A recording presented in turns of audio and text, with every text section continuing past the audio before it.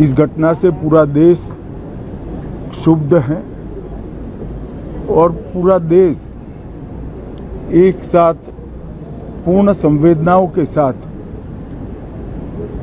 ये जो दुर्भाग्यपूर्ण हादसे में पैसेंजर हताहत हुए हैं, मैं भारत सरकार, गुजरात सरकार, भारत सरकार के प्रधानमंत्री जी और गुजरात सरकार की ओर से भी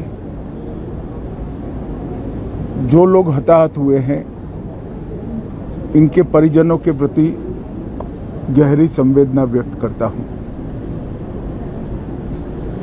10 ही मिनटों में हादसे के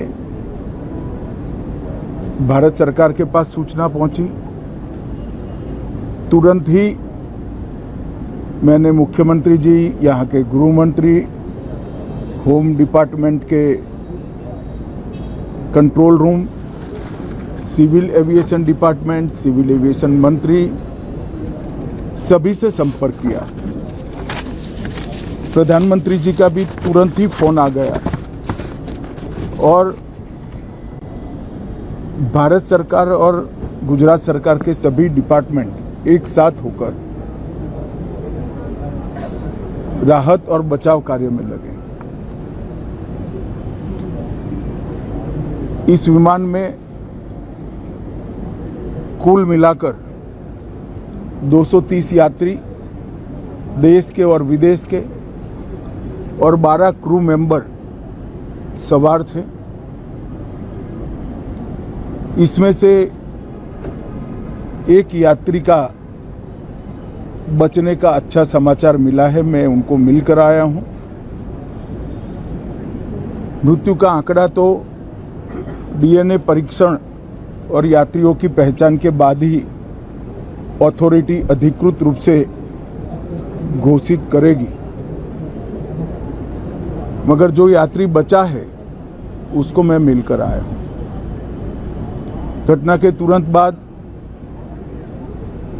गुजरात सरकार ने बहुत त्वरा से डिजास्टर मैनेजमेंट की सारी इकाइयों को अलर्ट करते हुए, चाहे हेल्थ डिपार्टमेंट जो हो, चाहे फायर ब्रिगेड हो, चाहे पुलिस विभाग हो, भारत सरकार की भी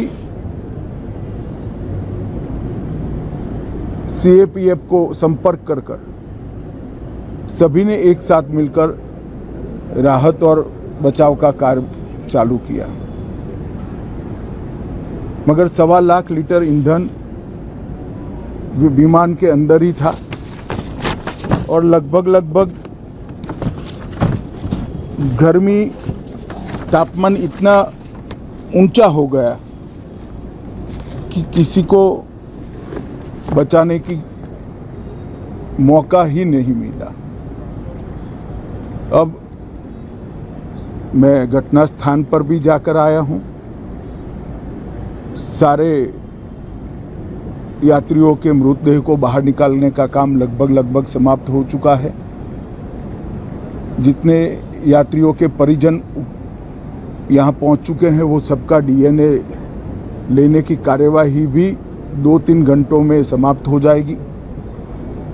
विदेश में जिनके परिजन हैं उनको सूचना देने की कार्यवाही समाप्त हो चुकी है और जैसे ही पहुंचते हैं उनके भी डीएनए सैंपल लिए जाएंगे और मृतदेहों की पहचान के लिए जितने मृतदेह मिले हैं इनके भी डीएनए सैंपल लेने की कार्यवाही समाप्त हो चुकी है। गुजरात में ही लगभग 1000 के आसपास डीएनए टेस्ट करने पड़ेंगे। ये सभी टेस्ट करने की क्षमता गुजरात में विकसित है, तो डीएनए टेस्टिंग के लिए कहीं गुजरात के बाहर जाने की ज़रूरत नहीं पड़ेगी। गुजरात की एफएसएल और नेशनल फॉरेंसिक साइंस यूनिवर्सिटी दोनों मिलकर कम से कम समय में डीएनए का परीक्षण पूरा करने के बाद परिवारजनों को अपना परिजन का मृतदेह सौंपने का काम करेंगे। उनके रहने की सुविधा, उनकी सांत्वना की सुविधा, जिनको मेडिकल प्रॉब्लम ट्रॉमा के कारण हुए इनकी मेडिकल की सुविधा, ये सारी व्यवस्था बहुत सुचारू रूप से हो चुकी है। अभी रिव्यू मीटिंग में सारी व्यवस्थाओं को हम सब मंत्रियों ने साथ में मिलकर देखा है। एविएशन डिपार्टमेंट ने अपनी जांच शुरू कर दी है और जांच तेजी से आगे बढ़े इसके लिए भी एविएशन मंत्री जी ने सूचनाएं दी है।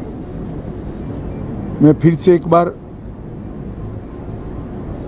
राहत काम में जिन जिन एजेंसियों ने त्वरा के साथ बचाव और राहत का काम किया वो सभी का धन्यवाद करना चाहता हूं और फिर से एक बार जिन्होंने अपने परिजनों को गंवाया है, हताहत हुए हैं, वो सभी को मनपूर्वक संवेदनाएं व्यक्त करता हूं।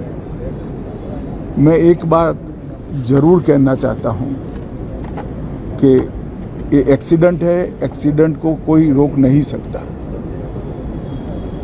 परंतु 365 दिन 24 घंटा इस तरह की घटना के लिए प्रशासन का जो अलर्टनेस है उसकी कसौटी उसी वक्त होती है जब ऐसी घटनाएं होती है। और आज गुजरात के डिजास्टर मैनेजमेंट की तैयारियों का एक प्रकार से दुर्भाग्यपूर्ण तरीके से मगर कसौटी हुआ और बहुत त्वरा के साथ यहाँ पर काम किया गया, वो पूरे देश के मीडिया के सामने और परिजनों के सामने भी आया है। अंत में मैं फिर से एक बार सम्माननीय प्रधानमंत्री नरेंद्र मोदी जी की ओर से, भारत सरकार और गुजरात सरकार की ओर से सभी हताहत लोगों के परिजनों के प्रति गहरी संवेदना व्यक्त करता हूं। धन्यवाद।